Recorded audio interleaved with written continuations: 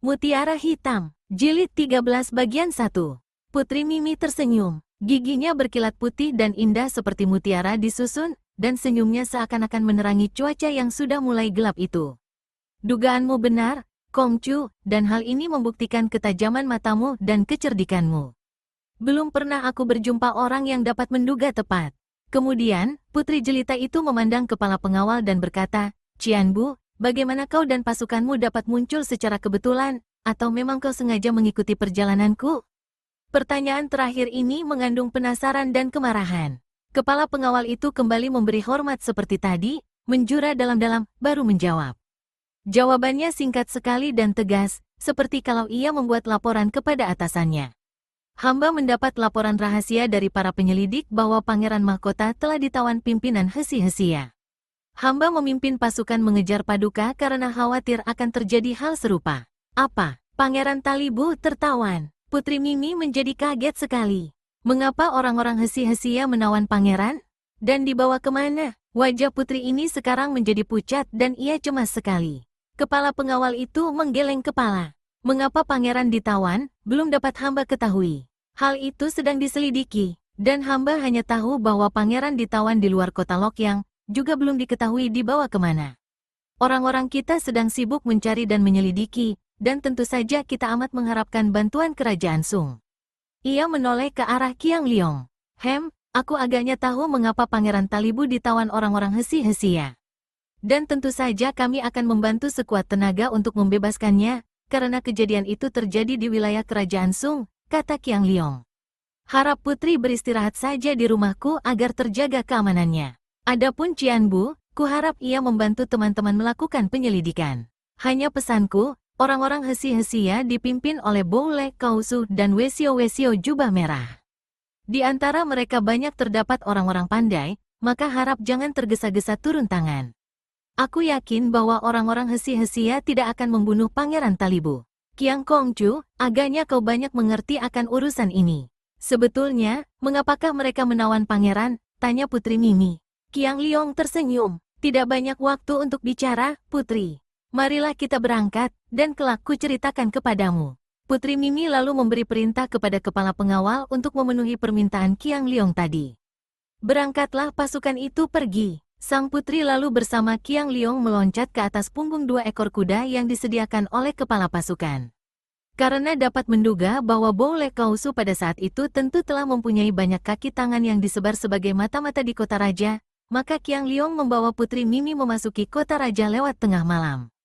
Ia sudah dikenal oleh semua penjaga pintu gerbang, maka dapat masuk tanpa kesukaran. Kemudian, menjelang pagi, ia memasuki gedung tempat tinggal ayahnya melalui sebuah pintu rahasia yang hanya diketahui olehnya dari belakang rumah. Ketika ia bangun pagi itu, sudah agak siang, ia melihat bahwa di taman samping diadakan pesta.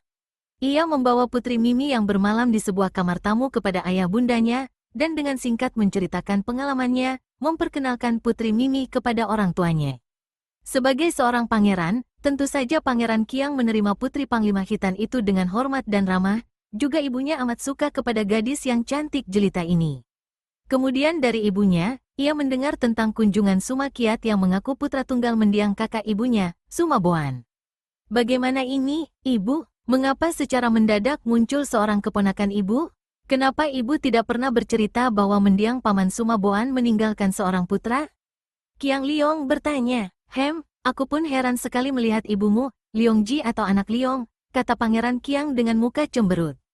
Aku pun baru sekarang mendengar akan hal itu, padahal setahuku, pamanmu Suma Boan tidak pernah menikah dan tidak pernah punya putra. Kalau saja kau melihat ibu pemuda itu, mengerikan sekali, seperti iblis betina. Terlalu sekali. Tidak sepatutnya kau mengeluarkan kata-kata seperti itu. Suma Cheng, ibu Qiang Liong, memandang suaminya dengan pandang mata penuh teguran. Kau sendiri dahulu menjadi sahabat baik kakakku Suma Boan. Apakah kau tidak melihat betapa Suma Kiat ini mirip sekali dengan kakakku dahulu? Pula, kita pernah mendengar tentang urusannya dengan Kam Sian Eng. Memang Kam Sian Eng mengerikan, akan tetapi, dia seorang yang berilmu tinggi dan tidak waras. Apalagi dia masih adik tiri Suling Emas. Apakah kau masih bersangsi? Makin keruh wajah Pangeran Qiang. Segala yang menyangkut nama Suling Emas selalu benar dan baik. Sebaliknya, pendapatku tidak pernah ada yang benar. Sialan, bukan begitu. Aku hanya bicara sebenarnya dan... Sudahlah, Pangeran Qiang membanting kaki dan meninggalkan kamar. Qiang Liong menjadi sedih dan juga malu karena ayah bundanya bertengkar di depan Putri Mimi. Sungguh memalukan dan menyedihkan. Sudah sering kali ia mendengar ayah dan ibunya bertengkar, dan selalu dalam pertengkarannya ini dibawa-bawa nama gurunya, Suling Emas. Dahulu ketika dia diambil murid Suling Emas pun, menjadi bahan percekcokan antara ayah dan ibunya. Ia menghela napas panjang dan berkata, sesungguhnya, bagaimanakah ia datang dan mau apa? Sekarang, wanita yang menjadi ibunya itu kemana? Apakah berada di sini pula? Suma Cheng, yang biarpun usianya sudah mendekati 50 masih tampak cantik dan halus itu, menarik napas panjang. Ia memegang dan menarik tangan Putri Mimi, mendudukkan gadis itu di dekatnya sambil berkata, Putri, harap kau maafkan kami yang tidak tahu sopan santun. Tentu membikin kau merasa tidak enak sekali. Mimi, biarpun masih gadis remaja, namun ia terdidik sejak kecil dan hidup di kalangan orang-orang besar, maka ia pandai membawa diri. Ia mengelus-elus tangan nyonya yang halus itu, kagum akan kecantikannya, lalu tersenyum dan berkata, Bibi yang baik, panggil saja aku Mimi, dan sungguh mati, apa yang terjadi dan terucapkan tadi, sekarang pun aku sudah lupa lagi. Suma Cheng memandang wajah yang jelita itu dengan pandang mata kagum dan senang. Kemudian berkata, suaranya halus dan matanya sayu termenung, kau tentu dekat dengan Ratu Hitan, Mimi. Mendengar pun tidak mengapa, karena wanita yang dibicarakan tadi, Kam Xian Eng, adalah enci angkat ratumu di Hitan. Kemudian ia memandang putra sulungnya, Liong Ji, ketika pamanmu Suma Boan dahulu meninggal dunia, di luar tahu siapapun juga ia meninggalkan Kam Xian Eng dalam keadaan mengandung. Semenjak itu Kam Xian Eng menghilang, dan beberapa hari yang lalu di waktu malam dia muncul secara tiba-tiba di sini bersama putranya, Suma Kiat. Ia minta supaya aku menerima Suma Kiat tinggal untuk sementara di sini dan memperkenalkannya kepada para pembesar di kota raja. Tentu saja aku tidak dapat menolak permintaannya. Dan pagi hari ini, kami memperkenalkan Suma Kiat melalui pesta umum kepada para tamu. Ayahmu tidak setuju, maka terpaksa Suma Kiat sendiri yang menjadi wakil dalam pesta. Qiang Liong menghela napas panjang. Sudah lama ia tahu bahwa tentu ada rahasia aneh terselip dalam rumah tangga ibunya, dan di dalam rahasia ini, gurunya memegang peran yang tidak kecil. Gurunya sendiri belum pernah mau bertemu dengan ayah ibunya. Dan ibunya amat sayang kepadanya, melebihi sayangnya kepada dua orang adiknya, Qiang Sun dan Qiang Hoat. Akan tetapi, ayahnya jauh lebih sayang kepada dua orang adiknya. Rahasia apakah? Dia tidak tahu dan tidak pernah ibunya mau bicara tentang itu.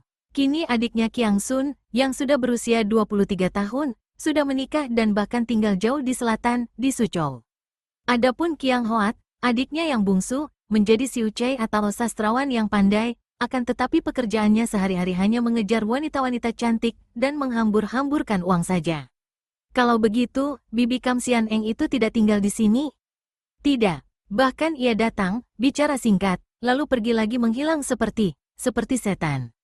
Tidak terlalu menyalahkan ayahmu kalau mengatakan dia iblis betina. Memang mengerikan sekali, Liong Ji. Tentang kepandaiannya, aku tidak heran karena sudah banyak kulihat orang-orang sakti seperti Suling, gurumu, sehingga melihat orang berkelebat lalu lenyap bukan hal baru bagiku.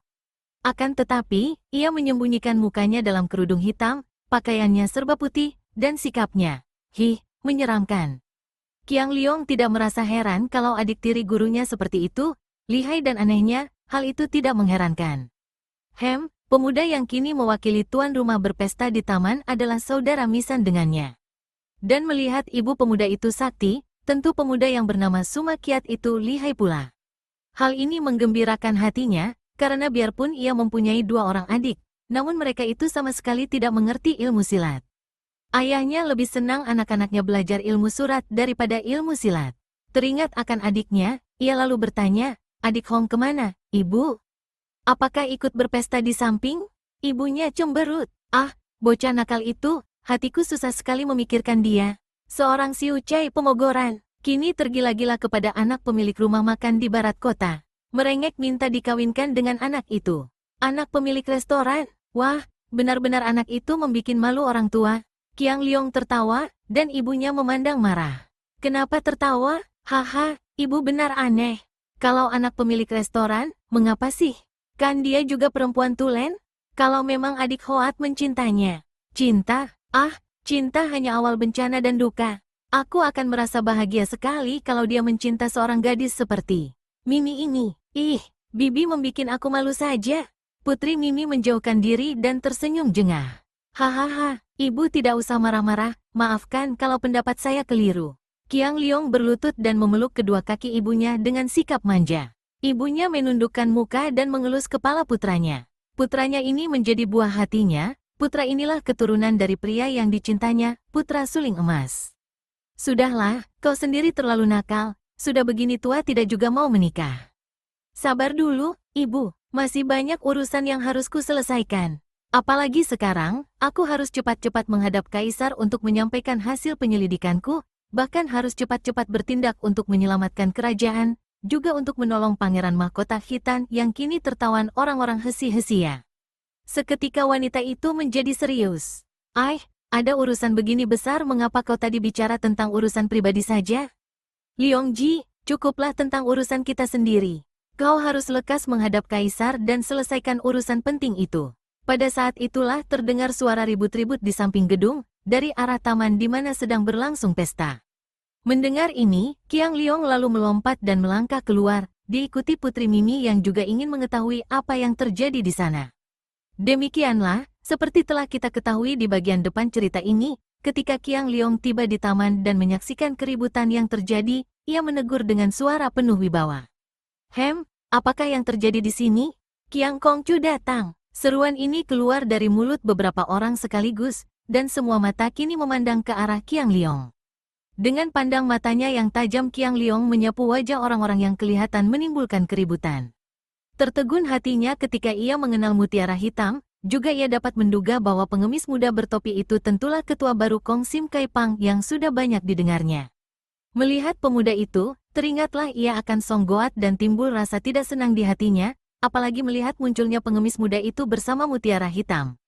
Hatinya makin sebal melihat seorang pemuda berpakaian serba mewah yang ia dapat menduga tentulah saudara misannya, akan tetapi ia tidak berkata apa-apa, hanya memandang penuh perhatian. Suma Qiat adalah seorang yang wataknya aneh. Namun harus diakui bahwa di balik keanehannya, ia memiliki kecerdikan luar biasa.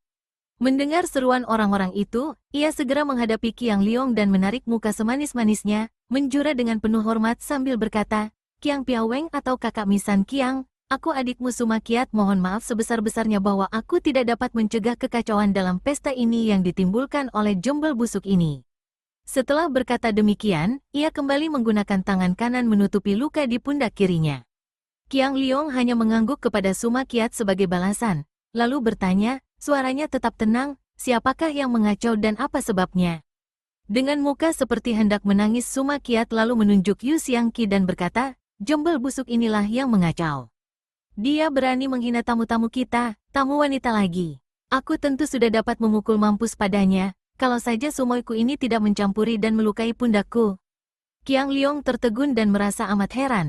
Akan tetapi hanya di dalam hatinya saja. Sungguh tak disangka-sangkanya, Mutiara Hitam ini sumoi dari Suma Qiat, murid wanita aneh bernama Kam Sian Eng yang menurut ibunya tadi masih adik tiri gurunya sendiri. Jadi kalau begitu Mutiara Hitam ini bukan orang lain, masih terhitung adik seperguruan dengannya. Ia menjadi bingung dan sejenak kesima tak dapat berkata. Kemudian ia memandang Yu Xiangqi. Pandang matanya penuh selidik dan ia harus mengaku bahwa pemuda tampan yang berpakaian penuh tambalan ini memiliki wibawa besar dan sinar mata tajam juga. Pemuda bertopi lebar itu amat tenang, membayangkan keagungan seorang ketua. Ia lalu teringat bahwa ia sebagai tuan rumah, maka ia segera mengangkat kedua tangan ke depan dada memberi hormat. Gerakan ini membuat wajah Yu Xiangqi berseri sedikit, kemudian ia pun balas menghormat. Pesta kecil ini diadakan untuk menyambut kedatangan adik misanku ini, dan siapapun yang suka boleh datang. Saya rasa para pelayan kami sudah cukup terlatih untuk menyambut setiap orang tamu sebagaimana mestinya.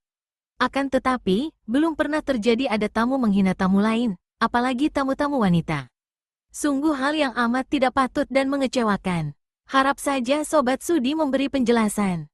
Sebelum Yu Xiangqi sempat menjawab, 5 orang wanita yang tadi dikalahkan Xiangqi sudah berebut maju, dan seorang di antara mereka berkata, mula-mula adalah si bocah iblis ini yang menghina kami, Qiang Kongcu. Tanpa sebab, ia membalikkan meja dan menyiram kami dengan kuah panas. Kemudian, setelah kami dapat menahan diri karena ternyata dia sumoi dari Suma Kongcu, si jembel busuk ini bikin gara-gara dan menyerang kami. Qiang Liong menoleh kepada mereka dan tersenyum masam. Ia tentu saja mengenal mereka, gadis yang cantik dan genit ini yang selalu mengejar-ngejarnya, dan tahu pula bahwa orang-orang seperti mereka ini hanya tepat dijadikan teman bersenang-senang, namun tidak boleh didengar omongannya dalam urusan besar. Harap kalian pergilah agar tidak menambah keruh suasana. Aku akan membereskan urusan ini. Pergilah. Suara dan pandang mata Qiang Liong membuat 5 orang wanita itu mundur, dan dengan bersungut-sungut mereka lalu pergi dari dalam taman itu, bersumpah untuk membalas dendam kepada Kui Lan dan Xiang Qi. Qiang Liong kembali menghadapi Xiang Qi. Nah, sobat, bagaimana penjelasanmu? Kuulangi lagi bahwa sebagai seorang tamu, adalah amat tidak pantas melakukan pengacauan dan menghina tamu-tamu lain. Qiang Kongcu, sudah amat lama saya mendengar nama besar Qiang Kongcu sebagai seorang Eng Hiong atau pendekar yang gagah. Akan tetapi, keadaan dalam pesta ini benar-benar membuat hati saya kecewa. Terus terang saja, 5 orang wanita itu bukanlah manusia-manusia yang patut menjadi tamu Qiang Kongcu. Saya telah turun tangan menghajar mereka. Kalau hal ini dianggap salah, saya bersedia menerima pertanggungan jawabnya. Diam-diam Qiang Liong kagum mendengar jawaban itu. Jawaban yang sederhana namun sekaligus menonjolkan sifat gagah pemuda itu yang tidak suka menceritakan peristiwa itu untuk membela diri sendiri dengan jalan menyalahkan orang lain. Juga membayangkan keangkuhan seorang ketua perkumpulan pengemis yang mengaku telah menghajar orang, dan kalau dianggap salah, suka menerima pertanggungan jawabnya. Namun jawaban ini pun mengandung tantangan terhadap dirinya sebagai tuan rumah. Qiang Liong seorang laki-laki sejati, betapapun juga Suma Qiat adalah adik nisannya, dan kini adiknya itu terluka, si pembuat onar berdiri di depannya menantang. Sombong sekali, sobat, kau hendak mempertanggungjawabkan perbuatanmu, berarti kau menantang aku sebagai tuan rumah. Marilah kita selesaikan urusan ini secara laki-laki. Pandang mata Qiang Liong tajam menusuk. Yu Xiang Qi berdiri tegak, keningnya berkerut, dan ia menjawab dengan lantang dan gagah, aku Yu Xiang Qi sebagai seorang gagah mengenal kegagahan, menjunjung tinggi persahabatan, dan tahu mana baik mana buruk. Sebagai ketua Kong Sim Kai Pang harus mempertahankan nama. Sudah lama mendengar akan kegagahan Qiang Kongcu sebagai murid pendekar sakti Kim Xiao Eng atau Suling Emas, maka kalau Kongcu menantangku untuk mengadu kepandaian, aku orang Siyu tentu saja tidak berani berlaku kurang ajar dan ceroboh membentur Gunung Taisan. Akan tetapi, kalau Qiang Kongcu bertindak sebagai pembela 5 orang wanita tadi, berarti Kongcu membela yang sesat dan aku siap untuk menerima pelajaran dari Qiang Kongcu. 2 orang muda yang sama tinggi, sama tampan dan gagah itu kini berdiri saling berhadapan, wajah mereka serius, pandang mata berkilat, siap untuk bertanding seperti 2 ekor ayam jantan berlaga. Semua tamu menjadi tegang, apalagi setelah mendengar bahwa jembel muda itu adalah ketua Kong Sim Kai Pang yang baru. Mereka mengharapkan untuk menonton sebuah pertandingan yang hebat antara 2 orang jago muda yang berilmu tinggi. Piao Weng, untuk memukul seekor anjing kotor, perlu apa menggunakan tongkat besar? Harap Piao Weng jangan mencapaikan diri. Untuk membikin mampus anjing ini, adikmu ini masih cukup kuat. Tadi pun kalau tidak dihalangi Sumoy, anjing ini sudah kuhajar sampai mampus, kata Suma Qiat berlagak sambil memegangi pundaknya yang masih mengucurkan darah. Qiang Kongcu, maafkan kalau aku mencampuri urusan yang tidak ada sangkut pautnya dengan aku, tiba-tiba Putri Mimi menghampiri Qiang Liong dan menyentuh pundaknya. Sejak tadi, putri ini mendengar dan melihat dengan penuh perhatian. Ia amat kagum menyaksikan sikap Yu Xiang Qi, juga amat heran dan kagum melihat Kui Lan yang cantik, jelita dan gagah. Mendengar ucapan Xiang Qi tadi, putri ini pun kagum dan dapat menghargai kegagahan orang muda yang ia anggap menyamar dalam pakaian jembel itu.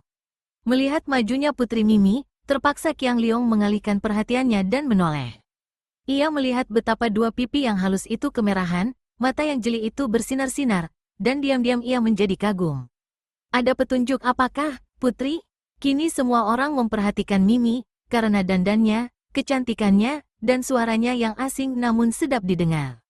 Qiang Kongcu, mereka yang ribut-ribut semua adalah tamu. Keributan yang terjadi di antara tamu tentu ada sebabnya.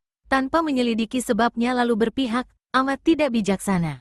Sebagai tuan rumah, sebaiknya bersikap adil dan menyelidiki lebih dulu apa sebab keributan, baru mengambil keputusan yang bijaksana dan adil. Menurutkan hati panas melupakan pertimbangan pikiran akan menimbulkan penyesalan yang sudah terlambat. Harap Qiang Kongcu mendahulukan kesadaran. Tidak hanya Qiang Liong dan Yu Xiangqi yang menjadi heran dan kagum sekali, juga semua orang yang mendengar ini tercengang. Amat sukar diharapkan ucapan seperti itu keluar dari sepasang bibir mungil dari seorang dara remaja seperti Putri Mimi. Kalau semua mata memandang kagum kepada putra Mimi, sebaliknya Quilan yang sejak tadi sudah amat marah, kini tak dapat menahan kegemasan hatinya. Ia melangkah maju dengan pedang di tangan kanan dan berdiri di depan Yu Xiangqi membelakangi pemuda ini, menghadapi Qiang Liong dengan sikap dan pandang mata penuh tantangan. Suaranya nyaring tinggi menyambar telinga semua orang, langsung menusuk jantung mereka dengan kata-kata yang tajam. Orang si Qiang, apakah karena menjadi murid suling emas engkau lalu boleh berlagak sombong seperti seorang pangeran dari langit? Kalau segala macam urusan kecil hendak dibereskan secara begini sukar olehmu, apalagi urusan besar. Ketahuilah dan dengar baik-baik, yang menghina 5 orang pelacur tadi adalah aku, Mutiara Hitam. Yang melukai adik misanmu ini adalah aku pula, Mutiara Hitam. Yu Xiangqi ini hanya turun tangan karena perempuan-perempuan rendah tadi menghinaku. Akan tetapi, yang menjadi biang keladi adalah aku. Kalau kau mau berlaga seperti hakim dan memberi hukuman, hayo hukumlah aku. Mutiara Hitam berani berbuat berani bertanggung jawab.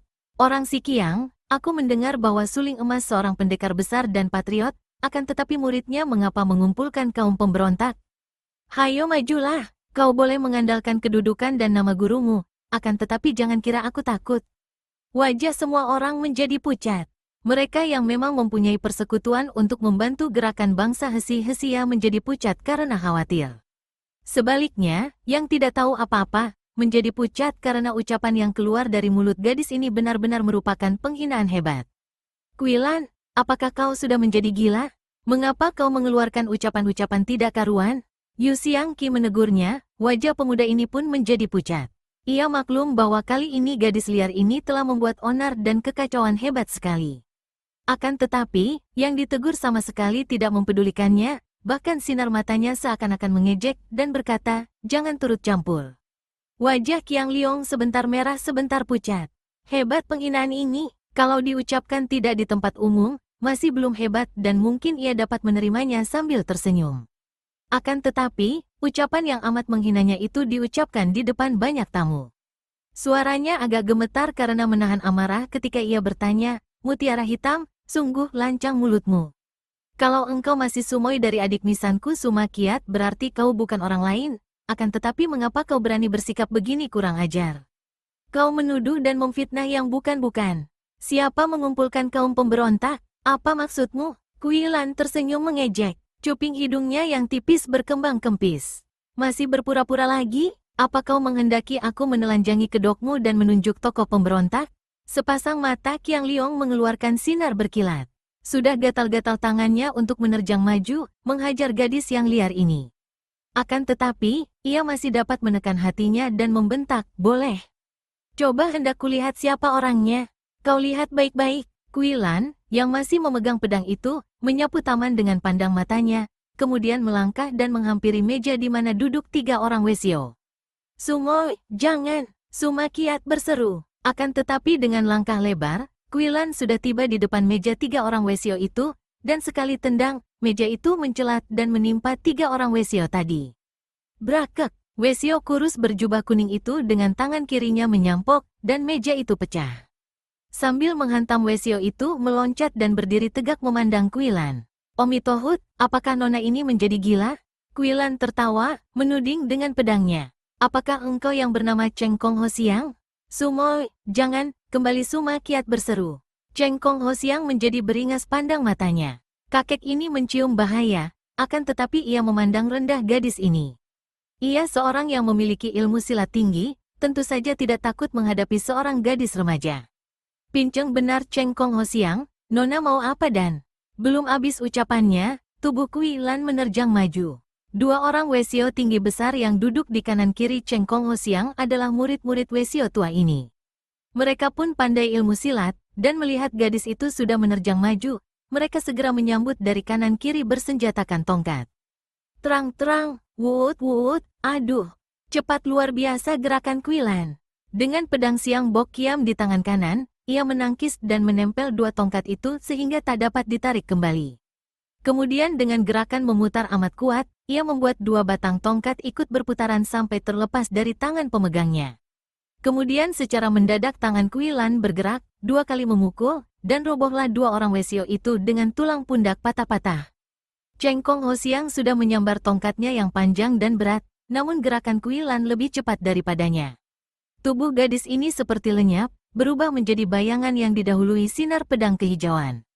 "Sumoy, tahan!" Kembali terdengar suara Suma Kiat yang sudah dekat di belakangnya. Melihat Sumoynya nekat dan hendak membuka rahasia Wesio itu, Suma Kiat marah sekali dan mengirim pukulan maut dari belakang. Pukulan ini adalah pukulan jarak jauh yang mengandung hawa beracun, dan betapapun lihainya Kui Lan, karena ia menunjukkan perhatiannya kepada Wesio di depannya, agaknya sukar baginya untuk menghindarkan diri dari pukulan maut suhengnya. Dan kalau pukulan itu sampai mengenai lambungnya, sukar pula nyawanya dapat ditolong. Duk! Suma Kiat terhuyung ke belakang, mulutnya menyeringai menahan nyeri, seluruh lengan kanannya terasa lumpuh dan dadanya sesak. Bukan karena tangkisan Qiang Liong, melainkan karena hawa pukulannya sendiri membalik ketika pukulannya tadi tertahan oleh lengan Qiang Liong. Melihat betapa adik misannya mengirim pukulan dari belakang seganas dan sekeji itu, Qiang Liong sudah cepat bergerak menangkis. Diam-diam pemuda ini menjadi makin tidak senang kepada adik misannya. Terhadap seorang Sumoy saja sudah dapat bersikap sekeji dan securang itu. Andai kata Mutiara Hitam ini benar bersalah dalam hal keributan ini sekalipun, ia tetap tidak akan membiarkan adik misannya atau orang lain merobohkannya secara curang. Sinar matanya yang amat tajam membuat Suma Kiat tak berani membuka mulut. Kemudian mereka berdua, seperti juga semua orang, kembali menonton pertandingan antara Mutiara Hitam dan Cheng Kong Ho Siang. Yu Xiang Qi juga menyaksikan peristiwa yang terjadi amat cepatnya itu, dan ia makin tidak mengerti akan sikap Qiang Liong. Tadi memperlihatkan sikap bermusuhan, akan tetapi sekarang melindungi Mutiara Hitam. Dan Kui Lan mengapa bersikap seperti itu? Ia merasa dihadapkan sebuah teka-teki. Benarkah apa yang dituduhkan gadis itu? Bahwa Qiang Liong bersekongkol dengan para pemberontak? Ah, rasanya tidak mungkin. Dan siapakah Wesio bernama Cheng Kong Ho Siang yang diserang Kui Lan? Ia memandang penuh perhatian, siap untuk membantu Kui Lan apabila gadis itu terancam bahaya.